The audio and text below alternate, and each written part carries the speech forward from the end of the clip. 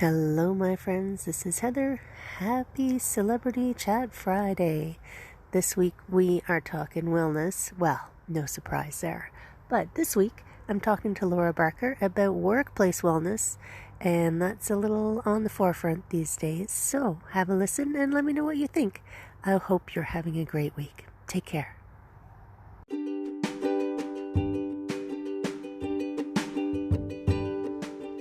Hi, my friends. Welcome. This is the Back to Me podcast, and this is Heather, and I am super excited that you're here.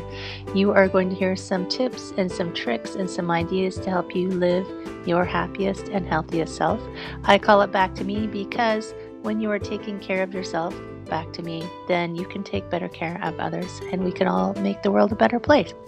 This is Wellness Your Way, and I am super happy that you're here.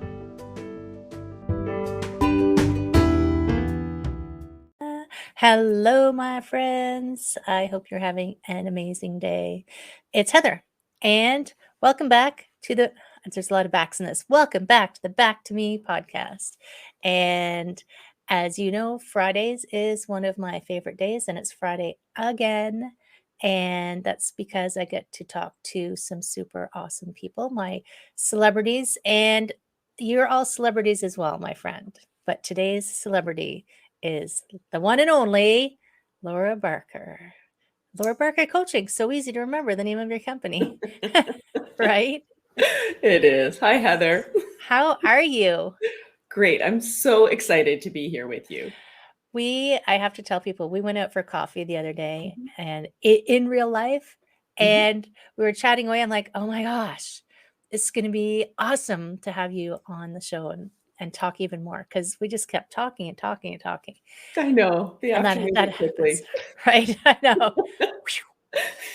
And I always like to let you introduce yourself, because I would probably, not do as good a job as you. So, Laura Barker Coaching, this is my question for you, because I know the answer. How did you get into the world of coaching? Oh, I got into coaching through HR. I had done HR for over 20 years, and I had reached You were like 5, right, when you started? I was like 5. Yes. Yes. So I'm only 25. Exactly. So I've done it a long time, and I loved it. I loved it. I worked at big companies, small companies, different industries, because HR doesn't matter where you work. People are people are people. Right. But I had reached a point where I was no longer satisfied with HR, and I didn't know what it was. So I tried project management because I love doing projects. I thought that's what it was that was missing, but that was not it. No, you're like, wrong move. But I had to do it every day. And I learned so much through that job. It was employee engagement programs. So it was HR related. It was setting up employee engagement programs at different companies. And what happened was, through that process, it was a really tough job. I had a hard time there. And I realized what I really wanted to do was coaching. And when I made that decision, I quit that job. I signed up for coaching. I finished my courses in 4 months because I was so motivated, took another HR job, telling them, this is my final HR job. I just want to be straight with you. And I did that for 2 years while I did my certification.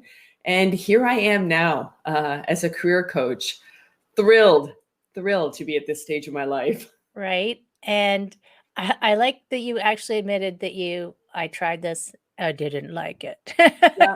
So, because I always tell people, just because you pick something, first of all, when people can't decide and pick something, and if it's wrong, change your mind. It's okay. Right? It's okay. Yeah. Yeah. You're not going to get changed to that for the rest of your life. Mm-hmm. And it's actually a good thing when you do something like that, because you're like, oh, I actually don't like that. Good to know, right? Sometimes it helps to clarify what you don't want to figure out what you do want. Yeah. Yeah. Whatever way you come at it, right? Yeah. It's like, sometimes you're like, nope, this is it. It's 100% this. And then you're like, oh, no.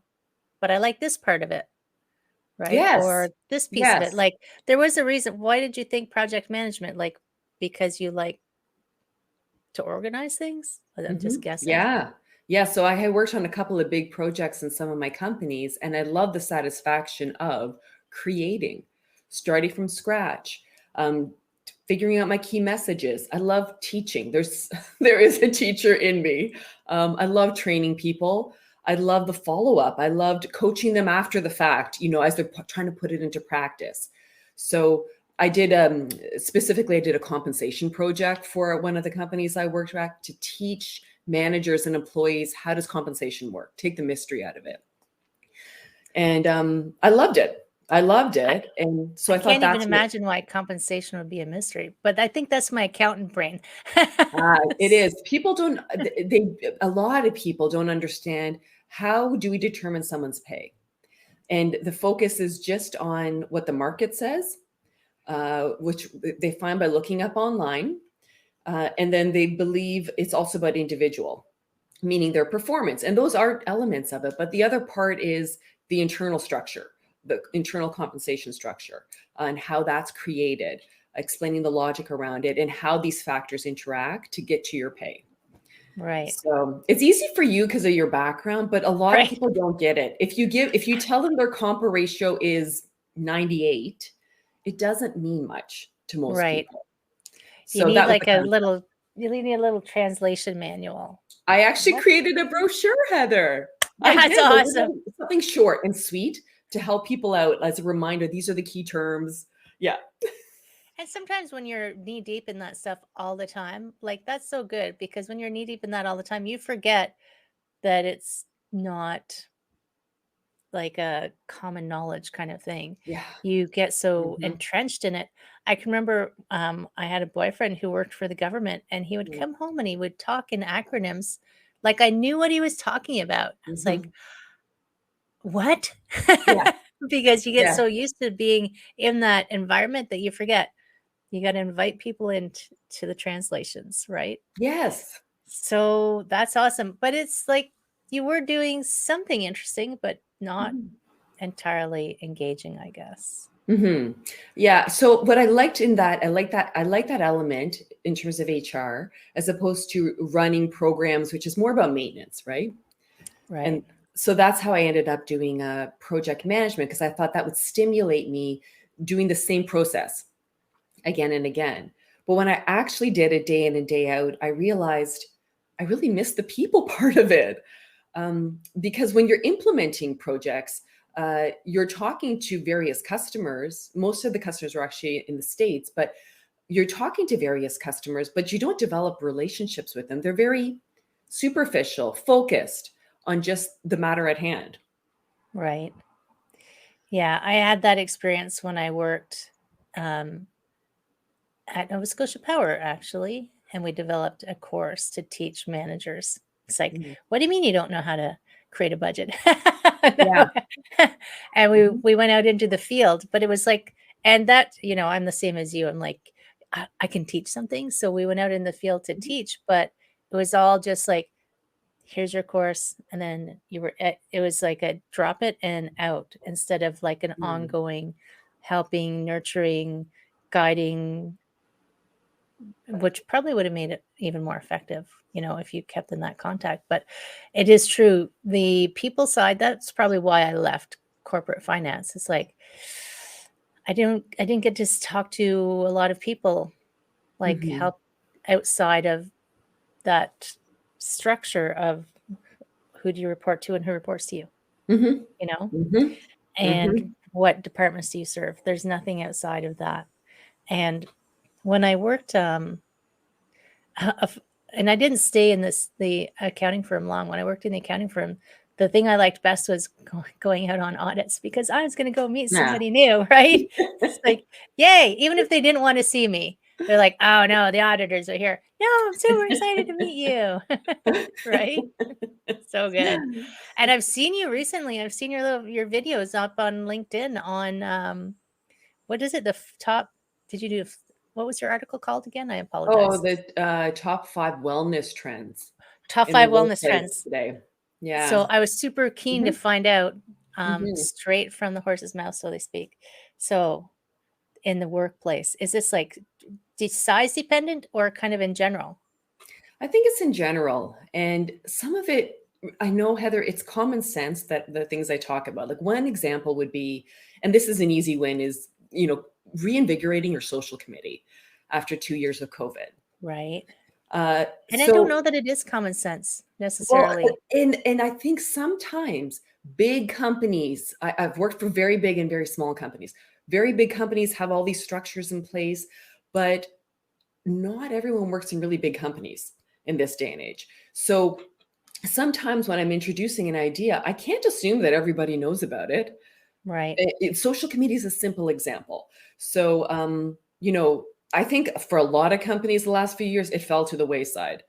It is not a priority. You're in crisis mode. They probably couldn't even figure out how to do it. Yeah. Hmm. How do you have social events if you're not allowed to gather? Yeah. How do you I mean, I Hmm. belonged to an art club, and some of those ladies were very inventive on Hmm. having Zoom parties. I mean, you got to be inventive in a Zoom party, right? So it's not necessarily a conducive social atmosphere. And if people have been spending their days on Zoom meetings, they might not want to have a social event on Zoom. So I can totally see. And I guess if a lot of people working from home, they're just so disconnected from all of their colleagues. Yeah. It's funny you bring up art, Heather, because we did do that in our social committee at my last job. Did you? Yeah, so we hired a company. Usually before COVID, they would come in for the day and like teach a painting.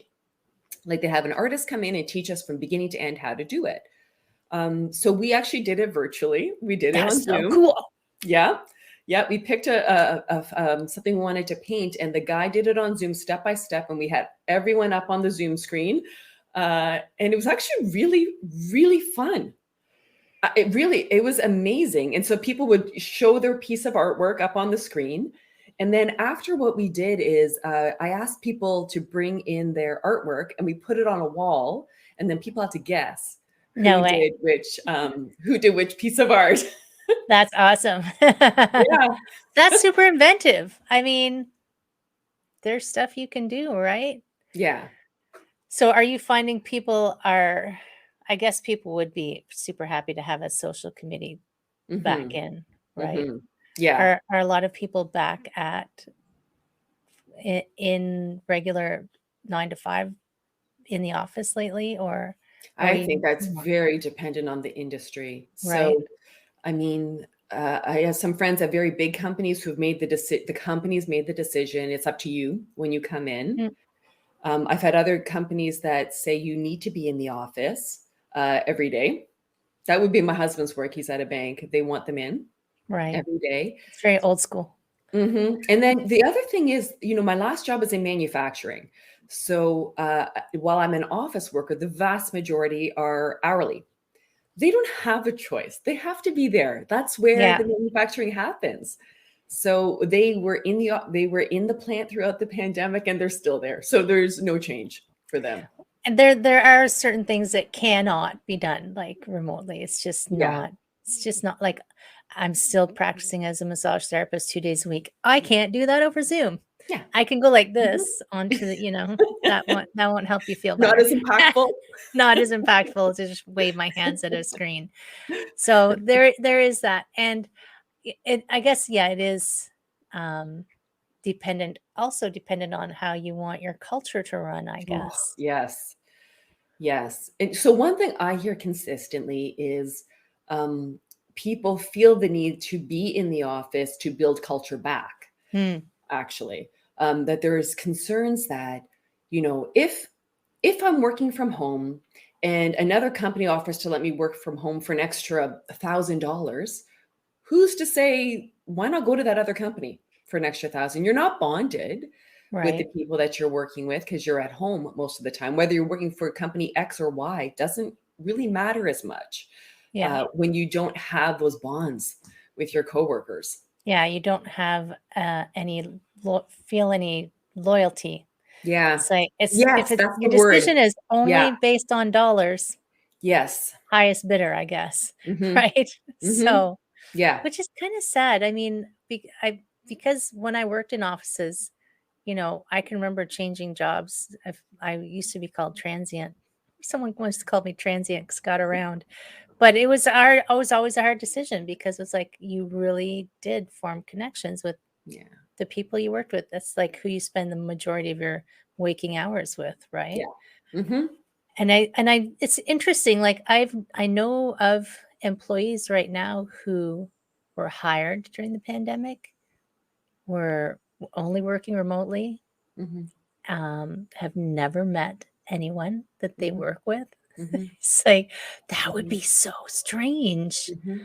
to Yeah. try and to understand, because there are subtleties of communication that happen in person. It would be so hard as a new employee to understand what the culture is of the Hmm. company if you've never met anyone or been in Yeah. a meeting, right? Yeah.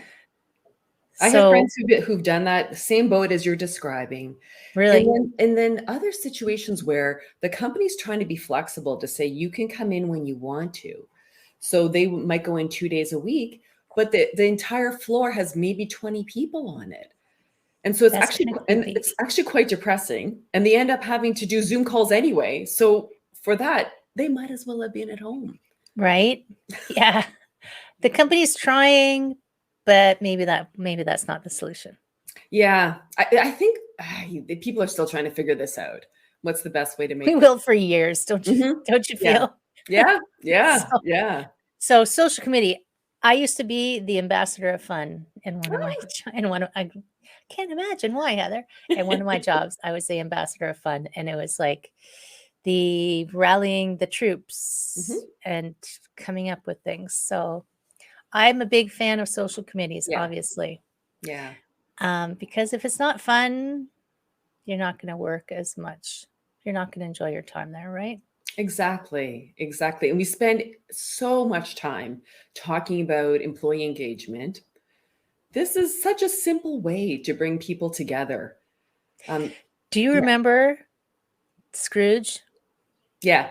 The Alistair Sims ones where he's Mhm, like, I can't remember his boss's name, would just have a Christmas party every year, and mhm. it's like everybody loved him just because he spent a little bit of money on a Yeah. Christmas party, Mhm, and then Scrooge canceled the whole thing because he was a bummer. But mhm. right? But The he first thing learned. we do, yeah, it took him a long time, but you learn.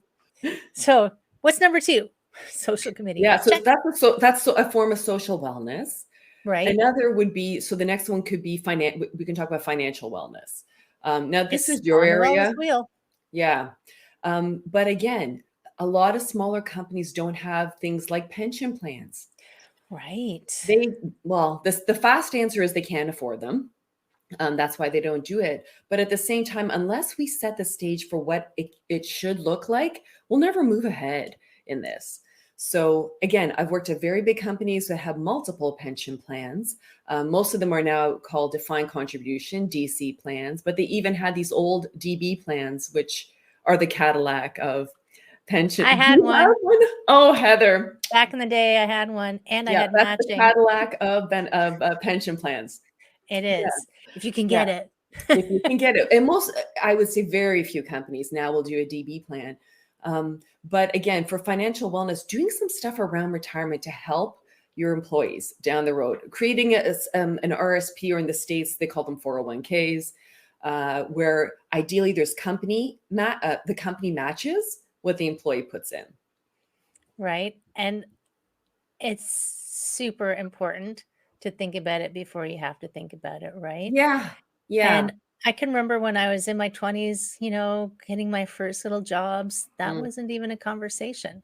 Actually, sadly, maybe not sadly, like at the time, the way the company were helped us was, you remember the bonds, you would like the bond Mhm. contributions where you would buy a Canada Mhm. savings bond Yep. with Yeah. it I taken remember off of doing your those when I was payroll. working comp. Yeah. Do they even still do that anymore? They do, but only in a big company. Right? Yeah. But what's interesting was, instead of someone's, and this was so bad, like I was an accountant, I should have known better, like thought further ahead, but I was still fresh. It's like, oh, that's just so at the end of the year I can cash it in and I'll have some extra money to spend. No, it's for savings, you Yeah. crazy girl.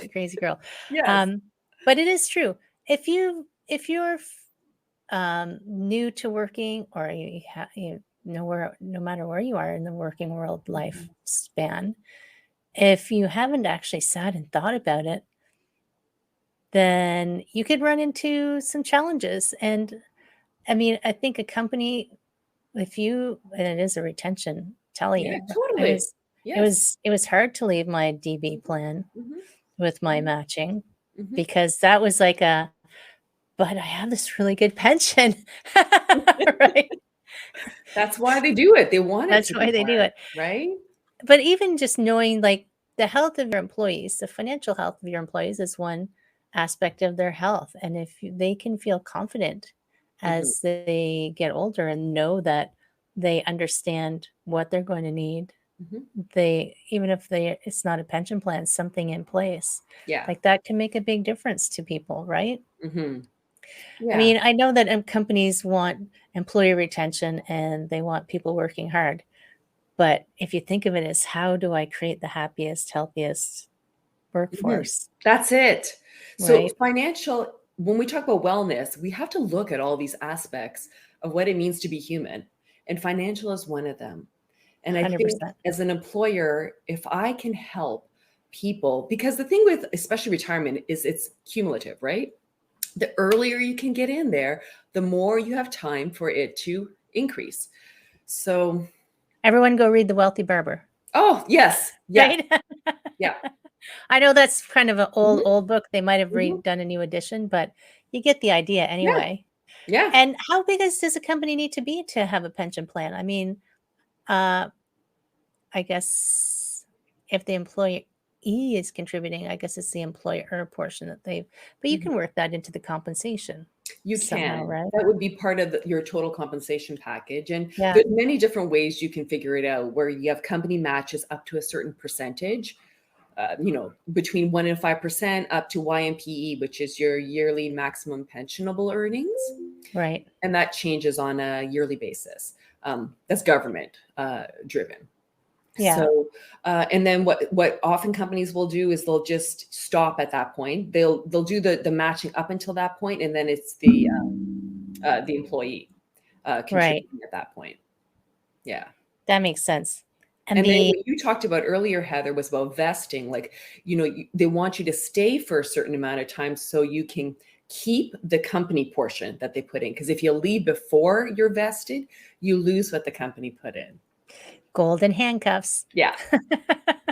But you're not really shackled. You can just decide, right? Yeah. And remember, the whole point of this, so from the employer's perspective, they're doing this as a retention tool. From the employee's perspective, that's free money from your employer.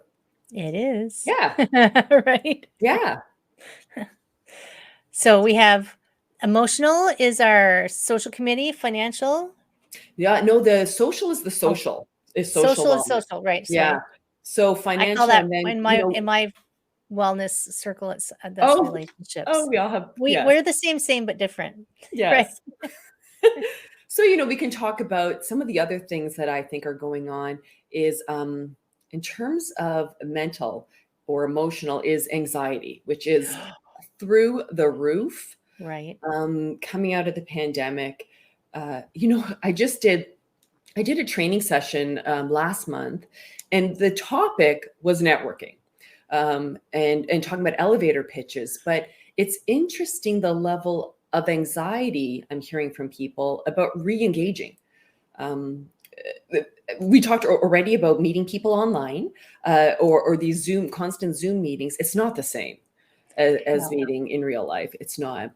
And so people are nervous about, how do I engage? How do I keep a conversation going? Like, these are real concerns. It is, and it's not even like, some of it's like, some anxiety that I've seen is being in the presence of people who are not masked. I mean, Yes. Hmm. it's still present in the populace. If you haven't had it yet, you're still trying to avoid it. And some people just aren't feeling ready to be back with people in real life because there's a certain fear level and concern, which, granted, I mean, we've kind of we've ripped off the band-aids and said, everybody go out and play. Hmm. It's like, wait, Hmm. but be careful while you're out there. Wait, what does that mean? I You know. know? I So some know. people have been separated for so long, it's, how do you reintroduce that Mhm. Mhm. beyond just being able to carry on a conversation? Mhm. Um, but there is that, and then something else came into my head, which left again immediately, so we can No, just it'll come carry to on. you. It'll Yeah. come back. Yeah. I was Mhm. thinking about masking and COVIDs Mhm. and yeah, it's there. So, oh, I remember. Hmm. So this is interesting because I had a conversation about people haven't forgotten how to be in a social situation with other human beings.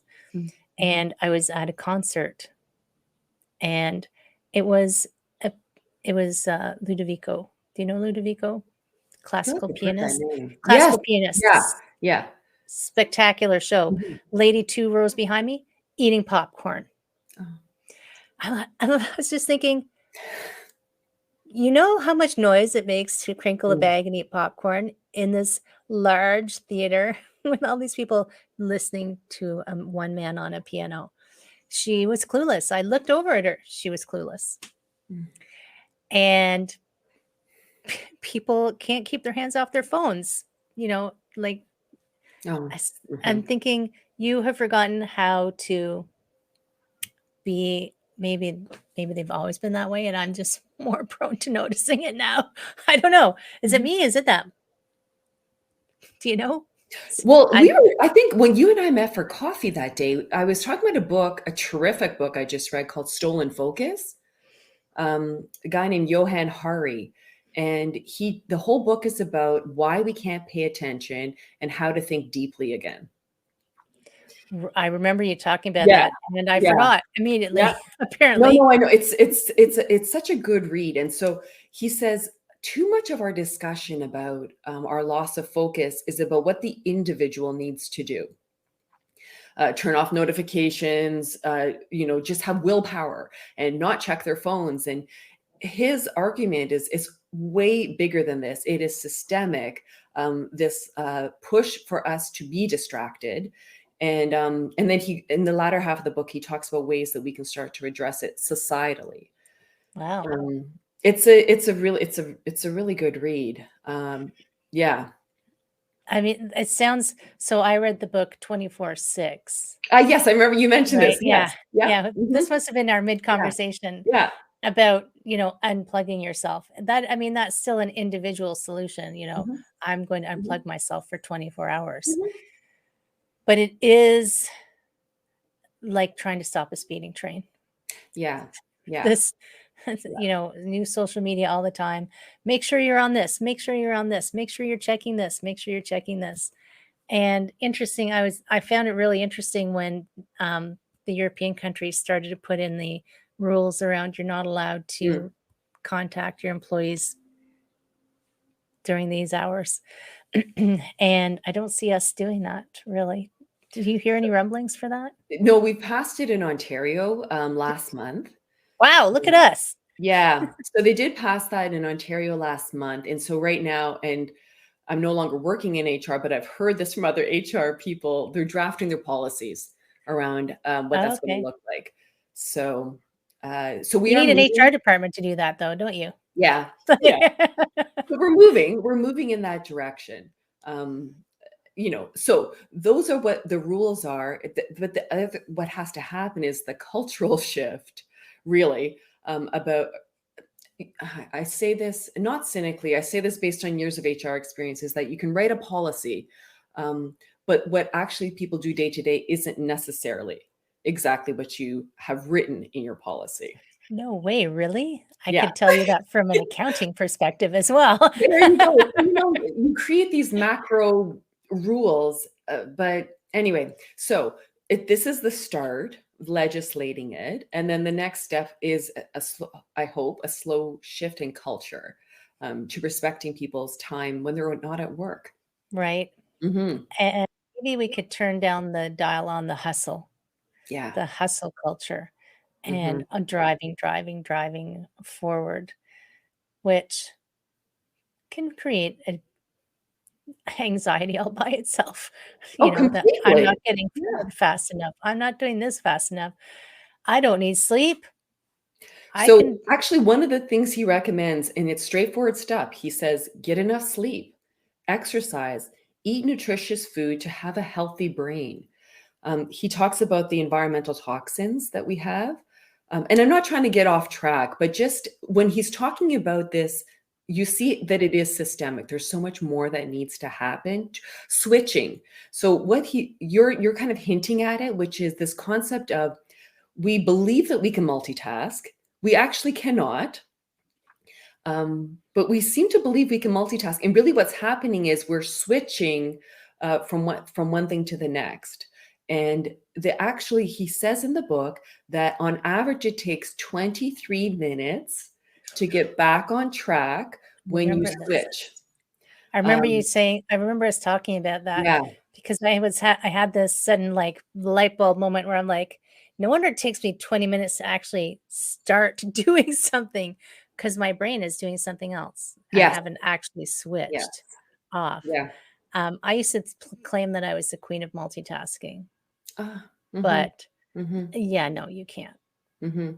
Apparently, evolutionarily, we can only focus on one, potentially a second thing. That's it. Yeah. Yeah. And even then, focus, like, I don't think focus is focus. Like, when you think about a camera, focus is on one thing. Mhm. So you can't focus on 2 things Mhm. because you'll have Mhm. double vision. Mhm. And Yeah, I I love can that. tell you Mhm. firsthand, you can't really do anything with double vision. Like, Mhm. I had to walk when I was going to the emergency room with my double vision because of my stroke. I had to walk with one eye covered up because I was gonna trip over something because Oh, I yeah. couldn't see properly.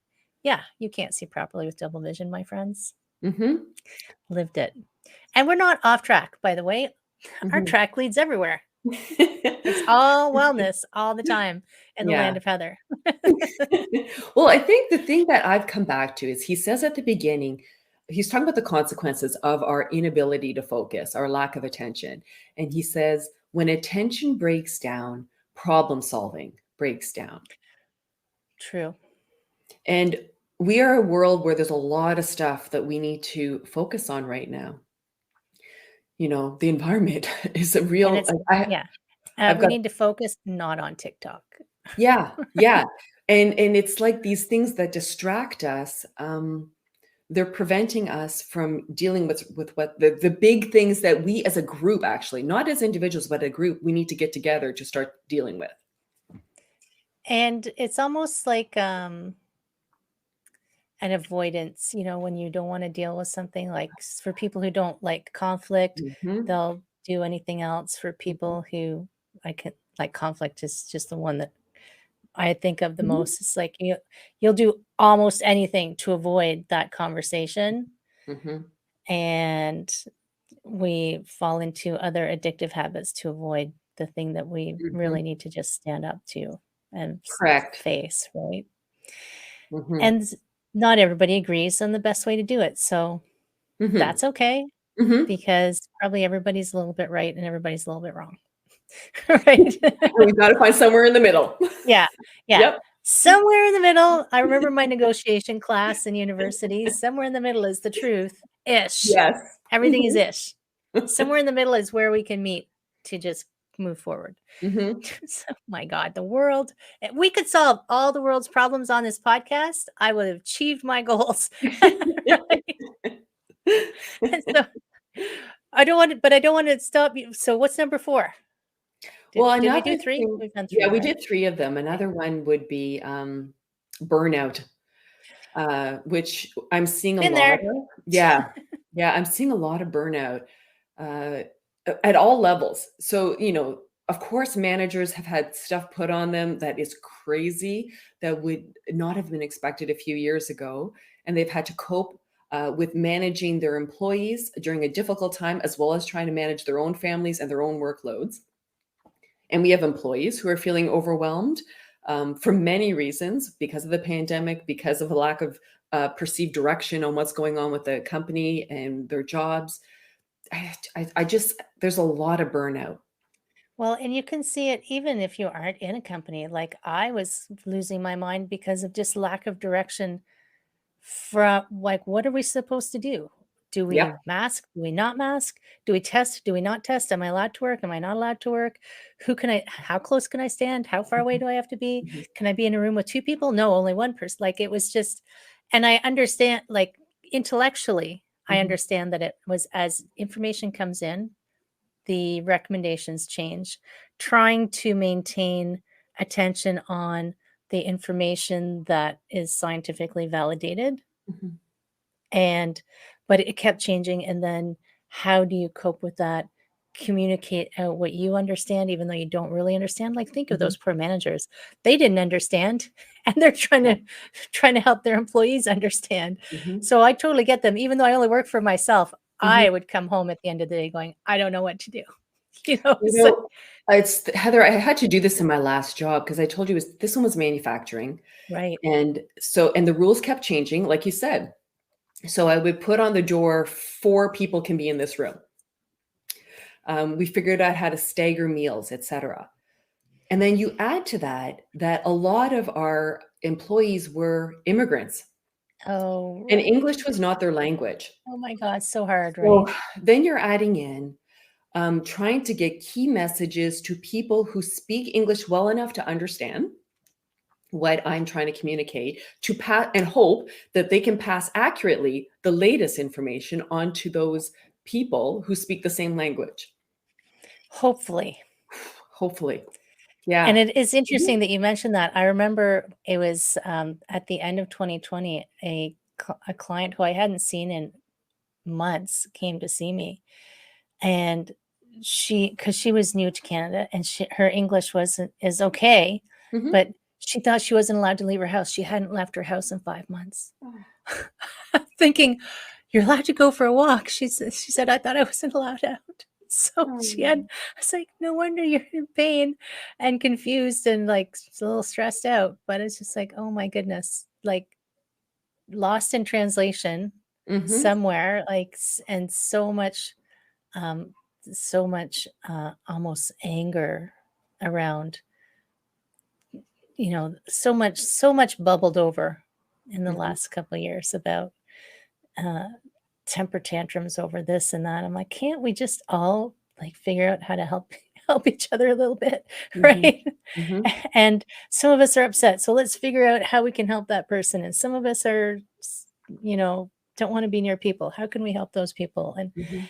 And burnout is, I think, I think people toss around burnout sometimes, but it's such a real thing, and when you Mhm. get it, it is hard to recover from, Yeah. right? Yep. Yeah. I experienced that at the end of a job that I thankfully left, and it took me a long, long time to rev myself back up again because it was Mm. just so draining. Yes. Yes. And that's the right word. It is draining. Yeah. When you're burnt out. There And I was think there's nothing a left. lot of people who are like that now. And so I think that's part of why we're seeing all this road rage. Oh my Like, gosh. oh my goodness, the people Shopping rage. no, just who get so worked up. It's yeah. There's Yeah. bicyclist rage, there's pedestrian Yeah. rage, there's road rage, there's debit line rage, like, Mhm. it's like, Mhm. Yeah, it's true. um, friends, take a moment and take a breath Yeah. before you Mhm. kick off. But I know it's like some people are just, it's like it's here, and Mhm. one little thing will send over. But Mhm. I guess what can companies do? I think in something like burnout, it's more about educating people about what it is. Hmm, What does it look like? Um, some people, we cannot assume that everyone understands how burnout manifests. And it may look different on you than it does on me. And right. so, what can I do as an HR professional? What I can do is help people understand do some training around that. And ultimately, though, it comes down to asking people to listen. It's that simple. Half the time, you just have an ear for someone to, if they can pour out some of their concerns, people feel better. You don't have to fix them. You don't have to No, fix them. Just listen. That's it. it's interesting. I have an agreement with my husband that I will start a conversation with, "This is not a problem I want you to fix." Ah. Mhm. But I have to Mhm. tell him that because and this is gonna be totally, pigeonholing, but guys like to fix things. Oh, my husband does the same thing. Total fixer, Yeah. but I Mhm. like, he understands if I say, "No, no Mhm. fixing, just listening," Yeah. then he'll restrain his need to fix, and when I Yes. get to the end, sometimes I'll say, "Do you have a thought?" But sometimes I don't. Sometimes I just needed to, like, unload whatever Mhm. was going on, Mhm. right? Mhm. Don't fix, just listen. Mhm. Mhm. And sometimes as, even me, so as a, what do I call myself? Helper. I'm a Mhm. helper. By Mhm. nature, I'm a helper. When people come and have a problem, I restrain myself. Mhm. Like it's a practice I have to restrain myself from helping. Mhm. Then I'll ask them if they want any help. But Mhm. a lot of times they don't. And I guess that's the skill for managers to kind of Mhm. start working on. Yeah. They Yeah. probably need it themselves as well, They right? need it too. They need some care as well, because I think in particular, managers as a group have felt very pressed um, in the last couple of years. Between the upper management Mhm. and their staff, Yeah. right? It's Yeah. um yeah, I remember when this was not related at all to stress or this kind of thing that we're talking about, but when I was the bottleneck between corporate head office and the groups below me. Everything Mm. came through me, and it was like, Heather's getting squished in the middle because, like, "We want this, we don't want Yeah. that." And I'm Mhm. just the one little person in the center. So, Yep. like Yep. Mhm. but luckily I had really good bosses who I could just go, "Blah," and Mhm. And that's what right? makes the difference. See? That's what makes the difference. Yeah, Someone you could vent to or talk to yeah. about what's going on. And Well, I so in was terms of a yeah, sorry, go ahead. yeah, no, oh, yeah, you go first. No, I was just gonna say, just in terms of addressing burnout, it's there's no one size fits all. There isn't. So what can I say so people don't get overwhelmed by this whole concept of burnout and how to handle it, is I Right. can say, practice listening. That's a key skill for so many things. You could solve so many problems Yeah. if Mhm.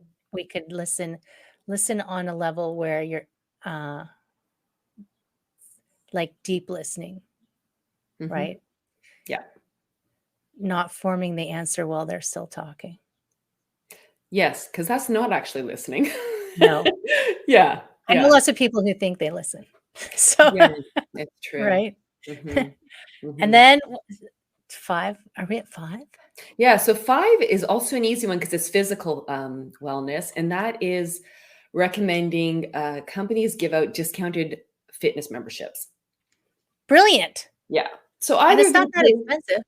it's not, and, either the company ideally pays for the full amount, even if it's half the amount.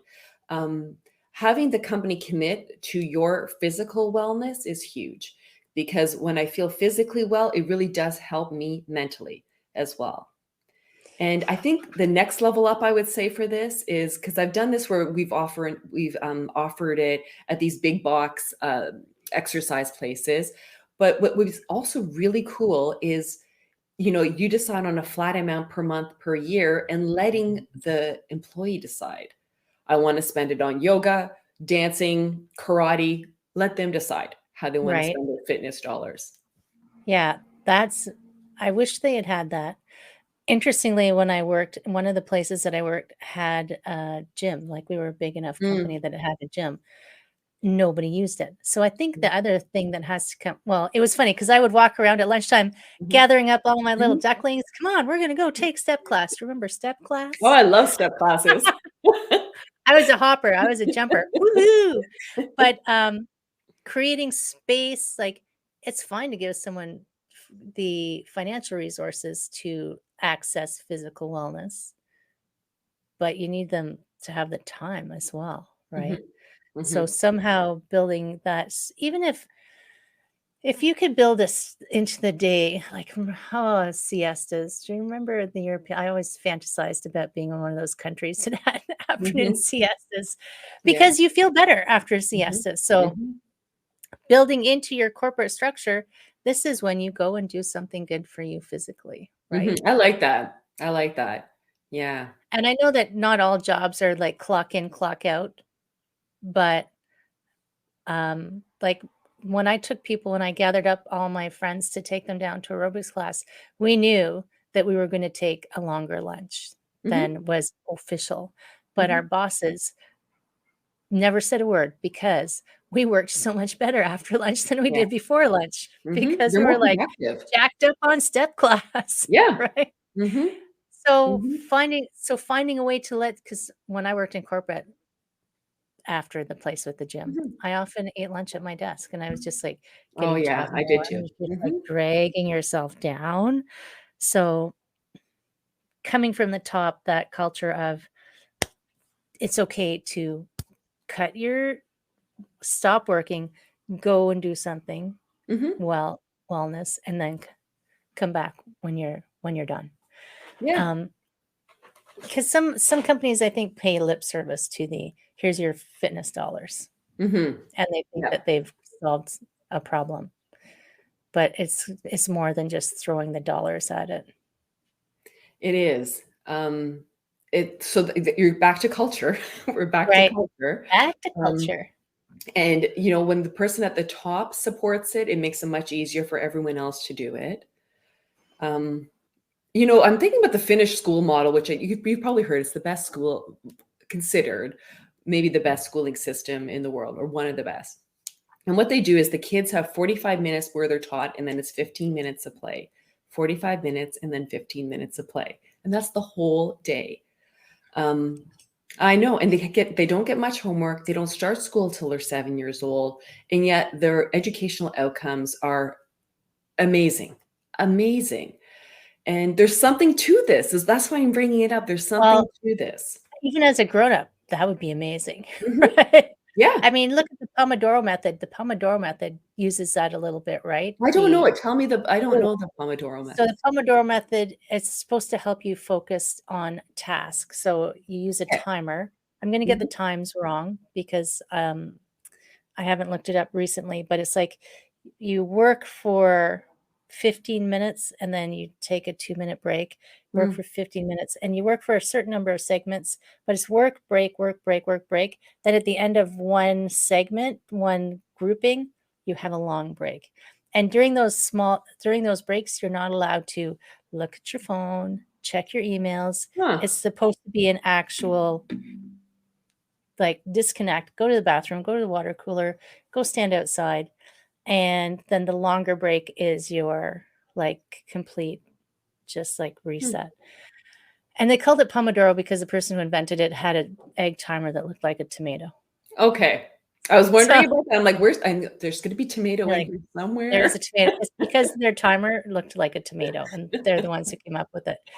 But that's brilliant because after even I remember when I was doing, when you start learning, taking courses on how to provide courses to adults, it's like they need to have breaks. Mhm, Like, mhm. one of the instructors that I was taking a class with, he called it dumping the cup. You can fill the cup up. If you don't let it dump out, it's just gonna overflow and they're gonna stop listening. Mhm, So mhm, probably imagining like 45-minute block and then go out and play so you can actually your brain has time to mhm. assimilate, sort, sift. That's brilliant. Yeah, yeah. Even so it's interesting because I teach a yoga tai chi fusion class, 45 minutes. Oh, And I can see people that's mhm, all they can do. mhm, Their brain because it is a like tai chi does have a mental aspect to it, mhm. which is why they say it's good for, your brain, Alzheimer's and all those Yes. things. It's like at 45 minutes, you can see there's they can't Mhm. really keep it together.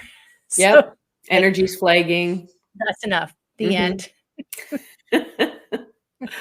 Yeah. And then come back later when you're recharged.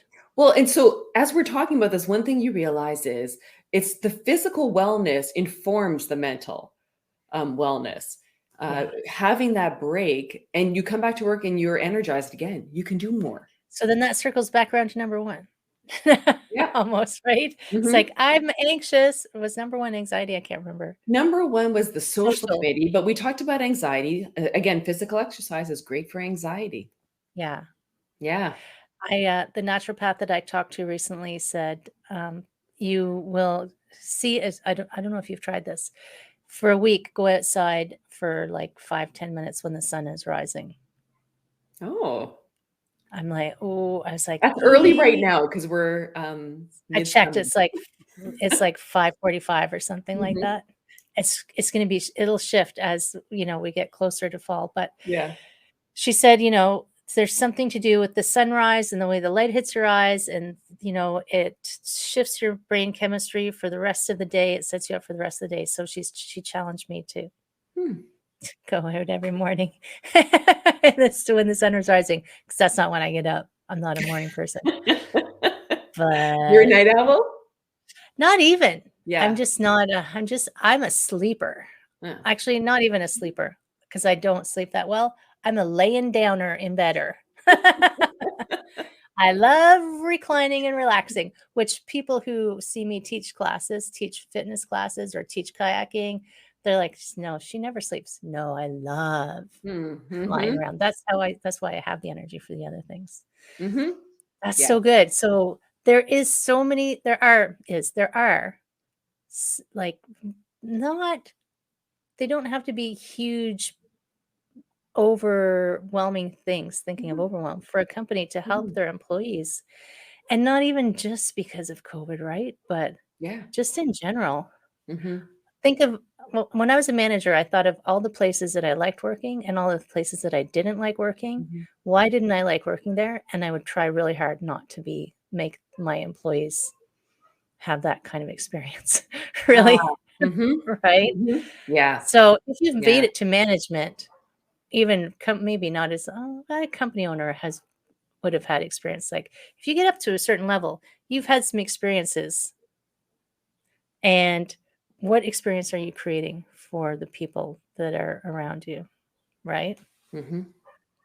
Yes, So yes, and, part of that comes with time and developing more self-awareness, what I liked, what I didn't like, and the other thing that's happening is demographics in the workplace are shifting. mhm, So as, now the millennials are firmly ensconced, but now we have the Gen Zs coming up. And both of these generations, particularly the younger one, the Gen Zs, um, it's a very anxious generation. Macro level, they're finding overall this is an anxious generation. wow, So as an employer, as I'm looking to build HR programs and attract the best candidates, I need to start looking at what is going to make me competitive. And talking about all these wellness things that we're doing, that's the stuff that will differentiate you when someone is choosing between company X and Y, and you offer all these things. It's going to make someone want to be at your company. right. And hopefully they have a good time while they're there, right? Yeah, well, completely. And that you can only control so much, right? Totally, Whether they have a good time or not depends so much because the number one reason people quit, it's not money, it's relationship with the supervisor. right? So, In not to there. put too much pressure on supervisors, but it is the number one reason. You So, can't be friends with everybody, but mhm, you can be respectful and supportive, yeah, right? exactly, exactly. Yeah. So much to think about. And I'm totally gonna check out that book, Stolen, because now I've written it down on a piece of paper in front of me Yeah. instead of just trying to hold it in my brain. Johann Hari, you said, right? Mhm, mhm. Okay, Stolen Focus. You guys, you should check out that book. Wow, that's a lot. That was So fun. good, so That was good. fun. Do you have any, I always let people have the last word if you have any, final wisdom that we didn't unveil. Oh. No, I really think we've done a good job covering all the various ways to look at wellness. So, what I hope for someone listening as they leave is to consider wellness from all these perspectives: social, financial, mental, emotional, physical. Right. So true. Yeah. And Because we are a whole being, right? Exactly. Yeah. And I think in the workplace, what people are comfortable talking about is the physical wellness. It's that, and maybe the social. That's about it. Um, but at this point, we need to move past that. Yeah. We need to address all of them. Otherwise, we'll just keep repeating the Yes, same things, exactly, right? exactly. Yep. Oh my gosh. Thank you so much, Laura, for coming and hanging out with me. Thanks, Heather. That was We great. will we'll get together again real soon. Yes, Okay. I'd like to. Awesome. So my friends, if you're looking for Laura, somewhere in the notes, I'm not sure which direction it's going to be. Somewhere in the notes, you're going to find everything you need to connect and have conversation. And if I can remember, I'll stick in the name of the book too, somewhere in there. Yeah, All sure. right. Yeah. Thank you so much. Thank you. Stay safe and well out there, my friends. All right. Take care.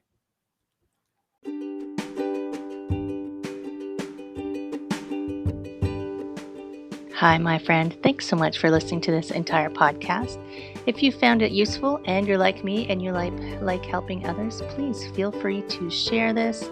Just give it a like, give it a comment. If you found something useful in it, there's a chance that someone else will find something useful as well. Also, if you have any questions at all, I can absolutely help and I would love to help. You can email me at heather@prosperityflowcoaching.com. If you want more of this awesome content, you can follow me on Instagram, Heather Stewart Coaching. You can follow me on Facebook, Prosperity Flow Coaching. And I have a personal request. I want to help as many people as I can with these podcasts. And if you could give me a review, hopefully a good one, if you could share, if you could send this out into the world, I would truly appreciate it. I hope you have an amazing day. And I hope that you find your way to wellness by getting back to me. Take care, my friend.